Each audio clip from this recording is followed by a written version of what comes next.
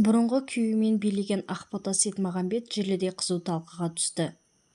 Желіде Ақбота Сейтмағамбет пен Дәурен Айдарқұловтың тойда билеген видеосы тарап, елдің қызу талқысын тудырды.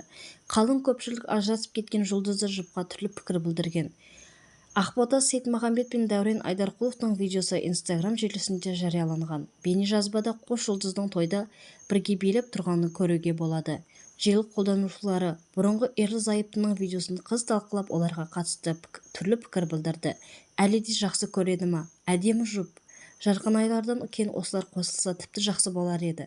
Балалары үшін әкесімен қосылғаны дұрыс сияқты. Сондай сұлу қыз, бақытты бол. Қосылыңдаршы айналайындар.